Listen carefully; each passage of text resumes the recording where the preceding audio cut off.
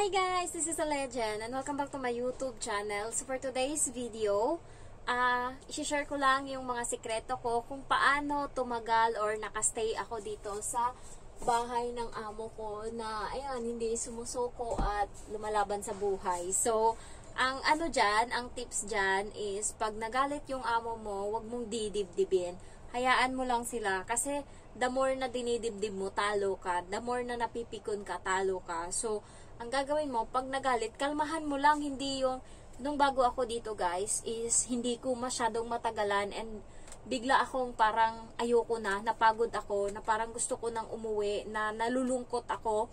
Yun yung nararamdaman ko nung bago ako. Kasi, pag nakakasira ako, or halimbawa, may nasira akong gamit, buong araw kong dinidibdib yan, buong araw kong nire-regret yung sarili ko. Bakit mo pa kasi ginawa yan? Bakit kasi dyan mo pinatong? Yun, yung biniblame ko yung sarili ko.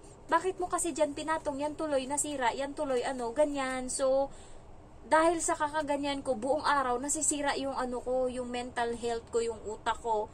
So, yun yung dahilan nung una na bigla akong nalulungkot, bigla akong ayoko na, parang ganon. Pero, nakahanap ako ng technique that ngayon, pag nakakasira ako, kalmahan ko lang. Wala na akong magagawa, nasira na yan. Kahit naman maglupasay ako dyan, hindi ko na mababalik yung nasira. So, kinakalmahan ko na lang ngayon. Katulad na karang araw, umagang-umaga. Gabi ko siya nasira, hindi naman ako yung nakasira na, pero ako yung humawak. Hindi ko nabagsak yung takip ng baonan ng bata. Merong lock yun sa gilid na 4. Yung isang takip, yung isang lock natanggal. So, wala naman akong ginawa, inugasan ko lang, hindi ko naman siya nabagsak. Nung pagsabit ko, nagulat ako, nahulog na siya. So, ginagamit yun ng bata always. Ang, ano ba yan? Inaantay kong lumabas nung gabi yung amo ko sa kwarto para masabi ko. Kasi nga, mahirap kasi guys, pag umaga mo sabihin na nakasira ka, tas kakagising lang. May time kasi na mabad trip kasi kakagising lang eh. Yun kasi yung nasa isip ko na kapag bagong gising ako, wag akong ino-istorbo kasi nga nag-iiba yung ugali ko. So, ang ko, wala akong magawa. Umaga na siya lumabas. Nung umaga, inantay ko siya. Sabi ko sa kanya, nasira yung yung takip niyan. Hindi ko naman nahulog. Basta nagulat na lang ako, bumagsak siya. Sabi niya, ay ganon, gumanon siya. Tapos, ayun, umalis na ako. Hinayaan ko na siya dyan. Tapos, hindi ko na dinibdib. Hindi katulad dati na dinidibdib ko yung mga ganyan-ganyan. Bakit kasi ganyan? Hindi mo iningatan hindi na. Para yung utak mo is hindi madrain and masisira yung araw mo. So, yan yung mga secret ko. Kapag galit siya, kinakalmahan ko lang. Hindi ako yung pinapakita ko na hindi ako apektado, hindi ako galit, hindi ako nakasimangot. So, yun din siguro yung isa sa mga tips kung bakit nagustuhan nila ako. Kasi nga, madali lang din akong pero plastic lang yun guys, sa totoo lang. Tinatandaan ko lahat ng mga ginagawa nila sa akin. Nakatanim yan lahat sa utak ko. Pero pag pag sa kanila, kunwari lang na hindi ko na naalala. Katulad nung yun nga, yung naglaba ako doon sa washing, tapos inano niya ako na bakit ako naglaba, may ganyan. Tapos yun, akala niya siguro nung pagkita namin okay na ako, nakamove on na ako doon.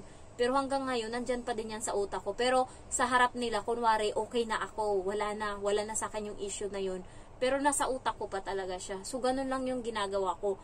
At talagang nilulook forward ko dito kung bakit nagtiyaga ako dahil sa bahay. And ngayong, guys, June 17, sabi ko sa mama ko, papagawa na natin yung bahay, man. Sabi ko ganon. Naiiyak ako. Sabi niya, wala na ba yung bubong, yung bahay? Sabi ko, wala na. Simento na natin yung bubong. Simento na yung bubong. Sabi ko ganon para, kasi malakas yung hangin doon sa area namin eh. So, yung, namin nung nakaraan nilipad. Kaya sabi ko, hindi na natin lagyan ng bubong. Na lang, buhos na lang na simento para wala nang itatangay yung hangin. Simento na lang. Gusto niya, gibain niya lahat. Ayan. So, natuwa ako. Sabi, kasi, alam nyo, yung bahay na pinagawa ko ngayon, yung, yung tulo nun, may butas na ganto. Kasi hagdan siya, tas doon tumutulo yung ulan.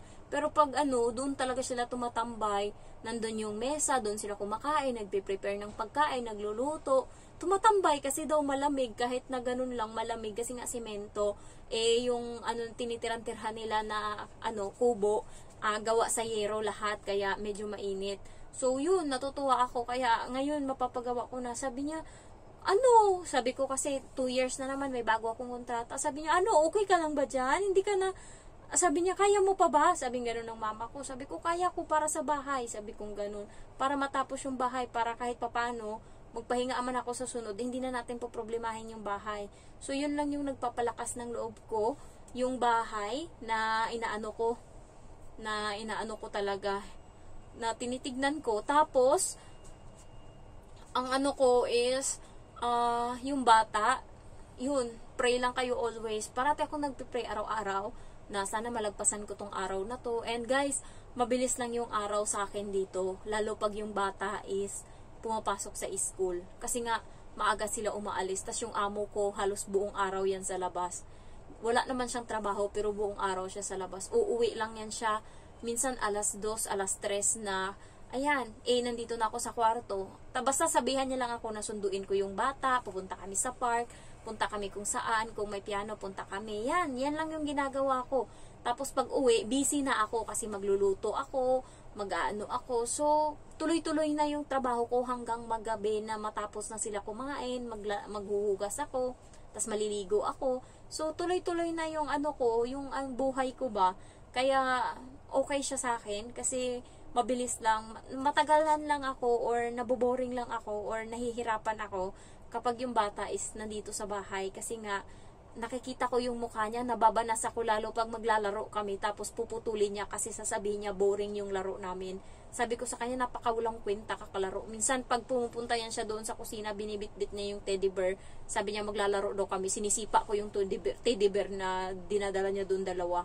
Tapos napansin ko na yung mga sign na may autism yung bata, meron yung alaga ko. Parang ilang sign yun na binigay sa YouTube na yan, pag nakita mo na ganyan yung alaga mo, ibig sabihin may autism. Yung isa is, pag kinakausap ko siya, straight pa siyang ganyan, tapos bigla siyang tatabingin ng ganun. Yan, parang ganun siya. Tapos matutulala siya ganyan, na parang nakatingin siya na hindi mo ano, tapos tinatampal ko siya, inaano ko siya, tapos mahilig siya mag-line ng mga laruan. Halimbawa, itong mga maliliit na teddy bear niya yan, ilalay niya yan, nakapila. So, yung autism na bata is pinipila nila yan, mahilig sila maglinya ng ano, ng mga ganyan-ganyan. So, yan pa lang naman yung sign. Pero, alam na ng amo ko na may ano yung alaga ko. Kasi nga, meron siyang mga laruan nito na pang autism. Inano nila, pinupunta nila to sa doktor yung bata, pinapacheck nila. Tapos, nung nakarang araw, may dala silang laruan na yung teacher is, yung bata ba, nakafocus lang siya sa isang bola para yung mata niya is masanay na ganun. So, doon ko napansin, may autism pala yung bata. Kaya pala nung una, medyo mahirap siyang anuhin. Pero ngayon, okay naman na nakokontrol na. So, next is, pag pinapagalitan ako, ganyan lang. Sa pagkain lang, medyo mahirap. Pero kaya naman, gumagawa ako ng paraan. So, hindi na, sa akin, issue masyado yan. Next is, sa tulog, guys. Mahirap talaga dito kung sa tulog lang. Pero kung iniisip mo yung mo, sabi ko naman kasi sa sarili ko, kaya medyo tumagal din ako dito, iniisip ko lang na wala namang wala namang permanente sa mundo. So, sa huli or sa susunod, hindi na ako gigising ng maaga, hindi na ako mag-a-alarm. Yun, kaya ngayon, inaano ko sa sarili ko na okay lang yan. Inaano ko yung sarili ko, okay lang yan. Mapagod ka ngayon, ganyan, puyat ka. Sa susunod naman, hindi ka na mapupuyat eh. So, inaano ko lang yung sarili ko, lalo yung tinatry kong mag-motivate, binibilang ko kung kailan uli yung Sabado. Kaya, kung tatanungin nyo ako kung anong favorite na day ko, ang isasagot ko is Friday. Kasi Friday, ibig sabihin last day yun ng trabaho ko. Imbes na pag ibang araw, Friday yung pinakamasayang araw ko, active ako, masaya ako. Kasi nga, yun yung last day ng trabaho ko. So, Friday ng gabi, masaya ako pagkatas ng trabaho ko kasi bukas iisipin ko, ay bukas day off ko na, tambay ako, ganyan. Kaya ngayon Sabado, hindi ko masaya na araw kasi nga matatapos na, magtatrabaho na ako bukas. Kaya hindi ko masyadong yung Sabado. Pero ito yung day off ko. Friday talaga yung pinakagusto ko sa lahat. So, next is nilook forward ko parati kung ano yung mabibili ko. Sinusulat ko yan sa notebook, kung ano yung mabibili ko ngayong sahod, kung ano yung magiging achievement ko. So, ayun yung ginagawa ko para ma-motivate ako. And also, guys, kapag nagsha-shopping ako kahit konti lang. Ay, yung reward ko lang sa sarili ko. Ito, nakita niyo tong damit na suot ko. Maganda to siya. Wala lang akong bra ngayon, pero maganda to siya. Ayan, oh. Ayan. So, maganda to. Wala lang akong bra, kaya hindi na-appreciate yung sa dede. Pero maganda yan. 10 Hong Kong dollar lang siya. Ayan. So, nagbibili lang ako ng para sa sarili ko. Kung dati, mahilig akong bumili ng brand new, tas branded. Ngayon, medyo doon na tayo sa part na kailangan nating, kasi guys, ang ginagawa ko, sinusuot ko lang to 1 o 2 beses, tas binibigay ko din sa mga pamangkin ko, ganyan. So, kapag kasi nakikita ko sila, gusto nila ng mga damit na may brand. So, hindi ako bumibili sa ukay ng walang brand na damit. Nahanap ko talaga yung may brand kasi para sulit naman yung binili ko, 'di ba? So, tas binibigay ko 'yan sa mga pamangkin ko. Ayan, pamangkin ko, kapatid ko, para kahit papaano, 'di ba? Tas bibili na lang ako ng akin na yun talaga yung So, yun, ginagamit ko lang to ngayon kasi picture lang ako, masuot ko lang. And pagkatapos ito is ibibigay ko na sa kanila. So, ganun lang yung ginagawa ko and parang hinihil ko lang yung inner child ko na dati wala kaming damit. Palitan lang kaming dalawa ng kapatid ko sa damit namin kapag nag-aaral kami. And tuwang-tuwa na ako sa ang pangit ko na damit na makulay. Tuwang-tuwa na ako niyan. Feeling ko ang ganda-ganda ko na sa damit ko na sinuot. So, tapos nung nagpunta ako dito, ay, marami pa palang magagandang damit. Marami pa. So, yun. Binibigay ko yan sa kanila yung mga damit na nabibili ko. Kaya yun yung mga motivation ko. And also, yung amo ko naman, hayaan ko lang siyang galit. Kapag galit siya, hindi ko siya masyadong kinakausap. Hindi ako masyadong matanong sa kanya. Kasi, mapipikon yan eh. Kaya, yan yung ko sa ugali ng amo ko. Kapag galit siya, hinayaan ko lang. Kung hindi siya galit, nagpapaalam ako. Pag aalis sila, babay, ganyan. Pero pag nakasimangot siya na kaaway niya yung asawa niya or yung anak niya, kagano na yung mukha niya, malapad pa naman yung panga, ganun pa naman yung panga niya. Grabing lapad ng panga ng amo ko. So, dinoblit oh. So, pagka gano'n na yung mukha niya, hindi na ako nag-iimik. Hayaan ko na siya dyan. Hindi ako nagpapaalam na bye-bye, see you, ganyan. Bahala ka dyan sa buhay mo. Kay magtrabaho ako dito. Tapos, buti na lang yung amo ko, hindi niya rin akong binabawalan sa cellphone, ganyan. Grabe yung pahinga ko din kung tutuusin. Pero, alam niyo naman na nagtatrabaho ako. Tinatapos ko talaga yung trabaho ko. Hindi ako natutulog dito sa kwarto kung hindi tapos yung trabaho ko.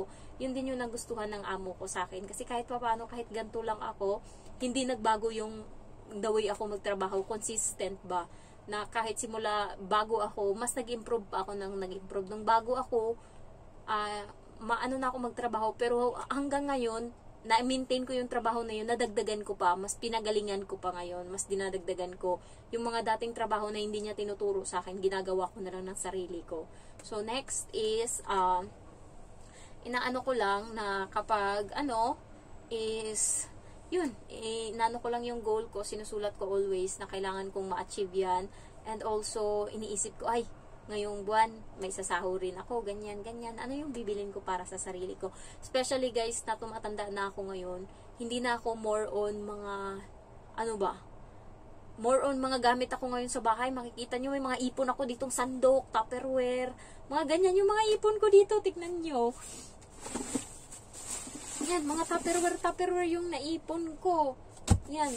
Ewan ko, anong hanas ko sa buhay. Ayan, iniipon-ipon ko yung mga tupperware.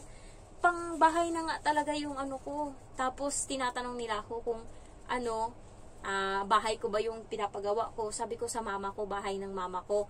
Kasi sabi ko, hindi naman ako dito titira sa, sa Pilipinas. Kasi yung boyfriend ko is, nagtitingin na siya ngayon ng bahay. Nasa Colorado siya ngayon nakatira. Tapos, dahil sa plano namin, lilipat siya ngayon. Pupunta siyang Texas, tas doon siya kukuha ng bahay kasi mura yung expenses doon and alam niya na hindi ako sanay sa lamig and sa Colorado is parating nag-i-snow. So lilipat siya sa Texas kasi doon hindi masyadong may snow pero minsan hindi katulad ng Colorado na kaya doon siya bibili ng bahay. Yun yung namin ngayon, yun yung goal namin. Na lang ako kasi wala akong ambag doon. Sa kanya puro ipon niya yung ipapalabas. Ayun lang. Natuwa lang ako kasi nakakuha ako ng lalaki ba na yun yung gusto ko na, alam mo yun, hindi ko man sabihing under, pero parang ganun na nga, wala kang masabi. Kung ano yung gusto ko, sige lang, okay lang yan. Pag sinabi ko, kailangan ko ng tinatanong niya ako kung anong gusto ko sa birthday. Sabi ko wala kasi marami na siyang binili. Tapos nagpabili pa ako sa kanya ng sapatos. Kinuha ko na yung pera, hindi pa ako bumili ng sapatos kasi binayad ko sa Shopee yung pabili niya ng sapatos. So pinadalhan niya ako kasi sabi ko sa kanya, bibili ako ng sapatos, bilhan mo ako sapatos, sabi kong ganun. Tapos pinadalhan niya ako. Sabi niya, magkano ba yan? Sabi ko mga 800 Hong Kong dollar siguro kasi nga gusto ko yung New Balance yung bibilhin ko. Tapos, pinadalhan niya ako. Sabi ko sa kanya, sa July ko nabilhin kasi gastusin ko muna yung pera ngayon, ibayad ko muna sa Shopee ko, sa online ko. Sabi niya, sige lang, okay lang yan. Tapos, nakakita ko kanina, ang ganda ng Nike, parang New Balance na yung gusto ko. And then, yung Adidas maganda din, kaya medyo naguluhan ako kung ano bibilhin.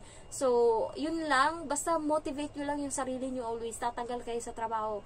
Huwag nyong isipin na mahirap, huwag nyong isipin na hindi ko kaya, kasi mas lalo kayong wala. Kapag yung mindset mo nakatuon sa kaya ko to, madali lang yan, madadalian ka. Pero pag puro reklamador ka, meron pa akong ibang mga subscriber na napaka-reklamador sa buhay, subo mo na lahat sa kanila. Nainis ako sa ganun, kasi nga first timer din ako, hindi ko rin alam, hindi pa ako nag-break ng contract, hindi pa ako naganto, hindi pa ako naganyan. Pero halos lahat iaanan niyo sa akin. So parang, hindi naman ako hindi ako taga-immigration. Kailangan yung sasabihin ko is din talaga. Kasi ayoko rin na magkamali. Kaya tinatry ko. And also marami din ako mga subscriber na nagtatanong. Kaya hindi ko kayo lahat maisa-isa. So wag nyo namang na kada konting chat nyo sa akin, marereplyan ko kayo. Konting nyo is ko kayo. Kasi marami din, and yung trabaho ko, hindi talaga ako mostly nagsiselfone, nag-upload lang ako, kaya nga mas pinipili ko yung YouTube, kasi nga isang upload lang ako sa isang araw, and okay na, ayun lang. Thank you for watching, and I love you all, bye bye.